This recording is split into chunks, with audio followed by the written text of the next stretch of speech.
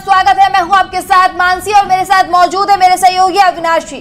दोस्तों, जैसा कि आप सभी जानते हैं कि इस वक्त अम्बेडकर के मुद्दे पर जो है अमित शाह बैकफुट पर नजर आ रहे हैं। उनकी वजह से बीजेपी सरकार पर भी तमाम सवाल खड़े किए जा रहे हैं। दिल्ली में भी जहां जो है विपक्ष लगातार जो है प्रदर्शन कर रहा है और माफी की मांग कर रहा है अमित शाह से, और इसी के साथ उनके इस्तीफे की भी मांग कर रहा है। तो यही चीज जो है उत्तर प्रदेश में भी देखी जा रही है। और अब अखिलेश यादव जो है इस मुद्दे को लेकर लगातार बयान दे रहे हैं और वो भी मांग कर रहे हैं कि उन्होंने अंबेडकर जी का अपमान किया है और अमित शाह को माफी मांगनी चाहिए। इसी के साथ आपको बता दें कि लगातार इस मामले पर तमाम और भी मुद्दे हैं, उस पर भी हम आपके साथ चर्चा करेंगे। आपको बता दें कि आज यूपी के संभल में जो है एएसआई की जांच की गई, तो किस मंदिर की जांच की गई, क्या है मामला, वो भी हम आपको बताएंगे। इसी के साथ आपको बता दें कि मोहन भागवत ने एक बड़ा बयान दिया है, जिसके विपरीत में सीएम योगी ने भी एक बड़ा बयान दिया है। तो क्या कुछ हुआ है उन सब के बारे में हम बताएंगे, लेकिन सबसे पहले हम आपको ले चलते हैं कि अखिलेश यादव ने आखिर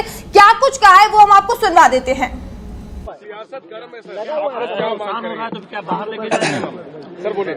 तो एक बात तो हमें और आपको ये समझनी चाहिए, मैं पिछले कई वर्षों से और खासकर उत्तर प्रदेश में देख रहा हूं, भारतीय जनता पार्टी का एक बहुत सोचा समझा मॉडल है कि वो पहले अनकॉन्स्टिट्यूशनल काम करते हैं, गैर कानूनी काम करते हैं, और अगर आप उसमें विरोध करने आते हैं तो प्रशासन से, शासन से आपके खिलाफ कार्रवाई करते हैं।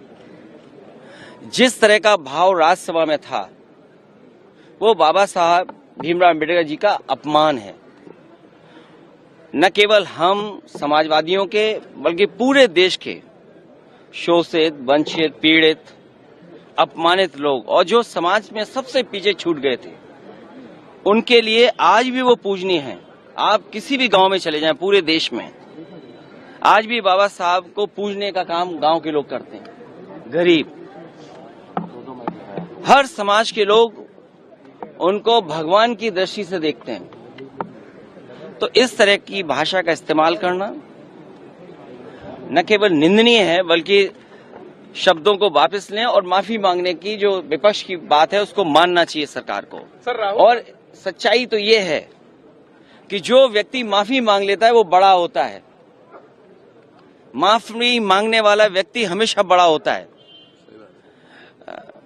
ये जो कलयुग आया हुआ है, हालांकि वो मैं नहीं कह सकता हूं कहां से शुरुआत हुई थी, लेकिन भगवान श्री राम ने के अलावा जो हमारे भगवान हैं, भगवान श्री कृष्ण ने जब अपने प्राण छोड़े तब कलयुग शुरू हुआ। आखिरी शब्द भी यही थे जब उनको तीर लगा कि डेस्टिनी थी, ये माफ कहना चाहिए, भूल जाना चाहिए इस चीज को। तो कम से कम सरकार को जिनकी भाषा से, व्यवहार से पूरे देश का सेंटिमेंट बाबा साहब भीमराव अम्बेडकर जी के लिए जो अपमान की तरह भाषा इस्तेमाल हुई, उस पर माफी मांगनी चाहिए और शब्द वापस अपने लेने चाहिए। राहुल गांधी पर एफआईआर हुई है। देखिए, ये हालांकि मेरी स्पीकर साहब से बात नहीं हुई और दूसरे पॉलिटिकल लीडर से बात नहीं हुई, लेकिन ये लोकसभा का परिसर है, इसमें सबसे ज्यादा सुप्रीम अगर कोई है तो स्पीकर साहब हैं। अब सोचिए आप, बीजेपी के लोग तो स्पीकर के साहब के ऊपर भी चले गए। हालांकि मेरी किसी पॉलिटिकल पार्टी से बात नहीं हुई, लेकिन ये जो परिसर है वो लोकसभा का है, तो स्पीकर साहब के पास हम बैठ करके बहुत सारी चीजों को सुलझा सकते थे। लेकिन मैंने जो बात शुरू में कही, भारतीय जनता पार्टी के पास तरीके हैं, उनके पास मॉडल हैं, अंडरग्राउंड पॉलिटिकल उनके पास राय मशवरा आता है। वो कब ध्यान हटा दें, और पहले तो खुद अनकॉन्स्टिट्यूशनल काम करते हैं, पहले खुद गैरकानूनी काम करते हैं, और फिर शासन प्रशासन से ऐसा कुछ करते हैं जिससे कि दूसरे पर आरोप लग जाएं। और मैं तो फरक्काबाद के सांसद जी को देख रहा था, वो सर्टिफिकेट वाले सांसद हैं। अगर उनको इलाज, दवाई की जरूरत हो तो उनके लिए सलाह यही है कि हम फरक्काबाद से डॉक्टर बुला करके फ्री इलाज करा सकते हैं उनका। तो ये थे अखिलेश यादव। लगातार वो भी मांग कर रहे हैं कि बीजेपी को जो है, खासकर अमित शाह को जो है, अंबेडकर के लिए जो उन्होंने बयान दिया है उन्हें माफी मांगनी चाहिए सार्वजनिक रूप से। और तमाम ये कह सकते हैं कि अब ये मुद्दा जो है देश के साथ साथ सभी जगह गरमाया हुआ है और यूपी में भी इस मामले को लेकर सियासत गरमाई हुई है। आपको बता दें कि जब कल विधानसभा में, यूपी विधानसभा में ये मुद्दा विपक्ष उठाने की कोशिश कर रहा था तो स्पीकर ने जो है यूपी विधानसभा की कार्रवाई को अनिश्चितकालीन तक के लिए स्थगित कर दिया था। यानी कि सड़क पर जब कांग्रेस के लोग प्रदर्शन करते, तमाम मुद्दों पर बात करने की कोशिश करते हैं तो उन्हें पुलिस के द्वारा हिरासत में ले लिया जाता है, और जब विधानसभा में इन मुद्दों को उठाने की कोशिश करता है विपक्ष तो कार्रवाई जो है वो स्थगित कर दी जाती है। क्या कहना चाहेंगे अविनाश जी, ये मुद्दा और कितना ज्यादा गरमाएगा और इससे बीजेपी पर क्या फर्क पड़ेगा? तो जब तक अमित शाह को मंत्री पद से नहीं हटाया जाएगा तब तक ये मुद्दा, ये मान के चलिएगा, ठंडा पड़ने वाला नहीं है। बीजेपी कितनी भी कोशिश कर लो, उसकी पूरी कोशिश हो रही है कि इस मुद्दे को डाइवर्ट किया जाए, और उसी के लिए वो राहुल गांधी के खिलाफ FIR दर्ज कराई गई है कि जान से मारने की कोशिश की धाराएं वहां लगाई गई हैं। लेकिन जब विपक्ष का ये कहना है कि भाई जिस जगह ये घटना हुई है वहाँ CCTV कैमरे लगे हुए हैं, मकर द्वार के पास ये घटना हुई है कि किसने धक्का मारा, कहाँ से धक्का लगा, आप इसकी CCTV से जांच करा लीजिए, सब कुछ निकल के सामने आ जाएगा। लेकिन जांच वगैरह तो कुछ नहीं हो रही है, बस खाली FIR दर्ज हो रही है। बीजेपी के नेता जो भी चाहते हैं पुलिस उसी धाराओं में FIR दर्ज कर रही है। और कोशिश यही चल रही है कि पूरा का पूरा जो मुद्दा है वो अंबेडकर जी के अपमान की जगह धक्का मुक्की प्रकरण पर आ जाए, क्योंकि वहां से एक बार हट गए तो बीजेपी इससे निकल जाएगी। क्योंकि अमित शाह का ये बयान है, कोई बीजेपी के किसी छोटे नेता ने दिया होता तो संभवतः उसका निजी बयान के कर झाड़ दिया जाता। पहली बात तो अमित शाह ने बयान दिया है, दूसरा संसद में दिया है, और संविधान पर जो चर्चा हुई है उसके जवाब में यह बयान दिया है। तो बीजेपी इस मुद्दे से अपना पल्ला झाड़ ही नहीं सकती।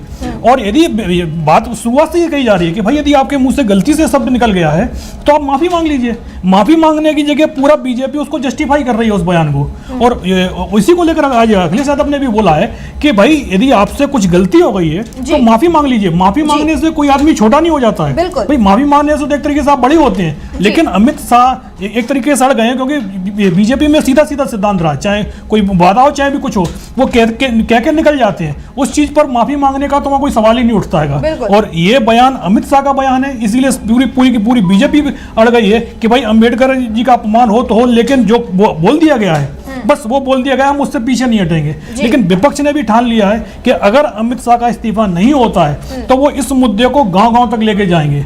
और जो राहुल गांधी के ऊपर जो मामले दर्ज किए जा रहे हैं, जाहिर सी बात है, जो अखिलेश यादव ने बोला कि भाई जो वहाँ के सांसद हैं वो सर्टिफिकेट वाले सांसद हैं, उनको जनता ने चुन के नहीं भेजा है, क्योंकि उस पर उन्होंने कई सवाल भी उठाए थे उस समय भी, जब जो रिजल्ट घोषित हुआ था। क्योंकि शुरुआत से लेके जो पहले राउंड से वहाँ समाजवादी पार्टी का जो कैंडिडेट है डॉक्टर नवल साक, वो लगातार लीड ले रहे थे, और लास्ट मूवमेंट पर अचानक पता चलता है कि 2600 वोट से बीजेपी का कैंडिडेट चुनाव जीत गया, जबकि वहाँ नोटा को 4500 से ज्यादा वोट मिल गए थे।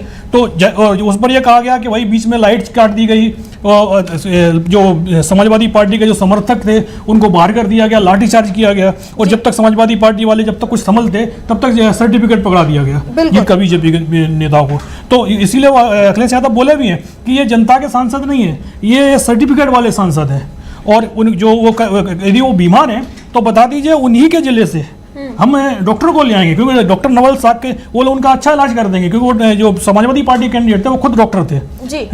तो इसको लेकर दूसरा बात ये है कि जो बताया जा रहा है कि चोटें हैं, सर पर पट्टियां दिख रही हैं, लेकिन चोट किसी को नहीं दिखाई दे रही है। भाई यदि पट्टी बंदी है तो चोट भी तो होगी। आपने देखा जब संसद भवन से वो निकलते हुए दिखाई दिए, बीजेपी के सांसद सारंगी उड़ीसा से आते हैं, लेकिन उनके यहाँ आप सर पर तो हाथ रखे हुए थे, लेकिन चोट का कोई निशान नहीं था। ना हॉस्पिटल्स में कहीं चोट दिखाई दी, ना ही उनके शरीर पर किसी तरीके कोई निशान दिखाई दे रहा था। लेकिन दूसरे दिन बाद आप देखते हैं तो सर पर पट्टी बन जाती है। फर्रुखाबाद के सांसद जो मुकेश राजपूत हैं वो ICU में हैं, मतलब हालत बहुत क्रिटिकल है। लेकिन जब नरेंद्र मोदी का फोन आता है तो आप देखती हैं कि वो उठकर कुर्सी पर बैठ जाते हैं और बड़े प्रेम से बात करते हैं, और जैसे फोन करता है वैसे ही वो फिर दोबारा से बिस्तर पर लेट जाते हैं, फिर वो ICU में पहुंच जाते हैं। भाई मतलब नरेंद्र मोदी से बात करने में यदि आपका सांसद ठीक होता है तो मोदी जी को हॉस्पिटल ही चले जाना चाहिए, वो खुशी से नाचता हुआ बाहर निकल आएगा।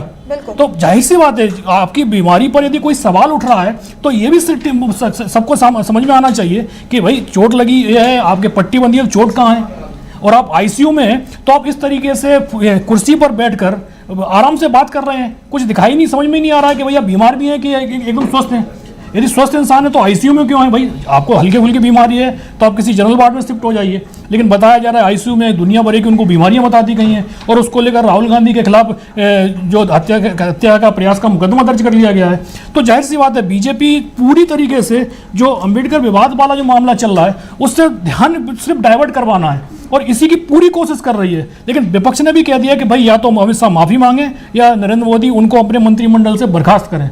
उसके बिना विपक्ष इस मुद्दे से पीछे नहीं हटेगा, और ये मुद्दा अब गांव-गांव तक फैल चुका है, और बीजेपी जितना देर करेगी उसे उतना ही ज्यादा नुकसान होगा। जी बिल्कुल, आपने ठीक कहा जी। विपक्ष जैसे कि आरोप लगा रहा है कि अंबेडकर के मुद्दे से जो है ध्यान भटकाने के लिए कल संसद में धक्का मुक्की का मामला दिखाया गया, और ये दिखाया गया कि हमें इतनी ज्यादा चोट लग गई कि हम अस्पताल में भर्ती हैं, जबकि तस्वीरें कुछ ऐसी सामने आती हैं जब पीएम मोदी का फोन आता है तो मंत्री जो है ठीक हो जाते हैं और अच्छे से फोन पर बात करते हैं, जिस पर विपक्ष हमलावर होता जा रहा है। विपक्ष का कहना यह है कि आप कितनी भी कोशिश कर लीजिए, हम इस मुद्दे से नहीं हटेंगे और अंबेडकर के मुद्दे पर हम लगातार प्रदर्शन करेंगे, और जब तक अमित शाह माफी नहीं मांग लेते हैं तब तक हमारा ये प्रदर्शन जारी रहेगा। यानी कि कह सकते हैं कि केंद्र के साथ साथ जो कह सकते हैं कि यूपी की सियासत में भी अब ये मुद्दा लगातार गरमाता जा रहा है। समाजवादी पार्टी अगले कुछ ही दिनों में हो सकता है कि वो भी ये प्रदर्शन यूपी में बड़े स्तर पर निकाल सकती है। इसी के साथ आपको बता दें कि आरएसएस प्रमुख मोहन भागवत का बड़ा बयान सामने आया है, जहां यूपी में लगातार मंदिर मस्जिद की खुदाई को लेकर तमाम चीजें सामने आती रहती हैं। तमाम जो है मंदिर मस्जिद को लेकर विपक्ष हमलावर है कि आखिर क्यों ये खुदाई करवाई जा रही है, पुराने मुद्दों को क्यों उठाया जा रहा है। तो वहीं अब मोहन भागवत का इस मामले पर बड़ा बयान सामने आया है। उनका कहना यह है कि जानबूझकर जो है ये काम कराए जा रहे हैं ताकि जो है वो हिंदुओं में अपना अच्छा प्रदर्शन दिखा सके या हिंदू के नेता बन सके, लेकिन ऐसा नहीं हो पाएगा। ये अपने आप में बड़ा बयान है। इसके बाद सीएम योगी आदित्यनाथ का भी बयान सामने आता है। तो आखिर अविनाशी क्या है पूरा मामला और क्या बयान दिया है मोहन भागवत ने, और इसके बाद जो है सीएम योगी आदित्यनाथ ने क्या बयान दिया है? पिछले 2-3 महीने से यूपी में खास तौर पर देखा जा रहा है कि पहले तो तमाम मस्जिदों के सर्वे के लिए जो निचली कोर्ट में याचिकाएं दायर हो रही थी, और जिस दिन याचिका दायर होती थी उसी दिन उस पर सुनवाई और फैसले भी आ जाते थे, और ये मस्जिद का सर्वे भी शुरू हो जाता था। तो ये लगातार घटना यूपी में चल रही थी। यूपी के बाद फिर ये राजस्थान, मध्य प्रदेश, बाकी जगह भी ये काम शुरू हो गए। उसके बाद जो सुप्रीम कोर्ट मामला गया, सुप्रीम कोर्ट ने इन सभी मामलों पर रोक लगा दी कि भाई अब कोई भी इस तरीके की सर्वे की याचिका दायर नहीं होगी, कोर्ट इनमें कोई सुनवाई नहीं करेगा। याचिका तो आप दायर कर सकते हैं लेकिन वो लिस्टेड नहीं होगी, उस पर सुनवाई नहीं होगी, और ना ही कोर्ट की तरफ से अब नया कोई आदेश जारी होगा जिसमें सर्वे या कोई फैसला किया जाएगा। तो भाई वो मुद्दा रुका, तो अब मुस्लिम को जो मोहल्ले हैं वहां मंदिरों की ढुलाई शुरू हो गई। तो जाहिर सी बात है आपको विवाद में बने रहना है। तो उसको लेकर जो आरएसएस के चीफ हैं मोहन भागवत, उनका बयान सामने आया है। उन्होंने ये बोला है कि भाई ये मंदिर मस्जिद के विवाद में नहीं पड़ना चाहिए, इससे देश का सांप्रदायिक माहौल बिगड़ता है। और दूसरी बात उन्होंने ये बोली कि भाई आज की तारीख में कुछ नेता हैं, नाम तो उन्होंने नहीं लिया, लेकिन जाहिर सी बात है उनका जो इशारा बीजेपी के जो टॉप लीडर हैं, जैसे आपके यूपी के सीएम योगी आदित्यनाथ हैं, या आसाम के सीएम हेमंता बिस्वा शर्मा, या बीजेपी के दूसरे नेता हैं, उनका कहना है कि भाई आज की तारीख में हर नेता अपने आप को बड़ा हिंदुत्ववादी नेता साबित करने की कोशिश करता है, और उसके लिए वो इस तरीके के बयान भी देता है, इससे विवाद पैदा होता है। अब मोहन भागवत ने नाम तो नहीं लिया किसी का, लेकिन जिस तरीके से उनका जवाब योगी आदित्यनाथ ने दिया है वो उससे साफ साफ लग रहा है कि टारगेट पर मोहन भागवत हैं उनके कहीं योगी आदित्यनाथ तो नहीं आ गए हैं, क्योंकि सुबह उनका बयान आता है, कल शाम को उन्होंने दिया था पुणे में बयान, और सुबह जब उस पर सभी मीडिया संस्थानों में उस पर कवरेज शुरू होती है कि भाई मोहन भागवत ने हिंदुत्व को लेकर बयान दिया है,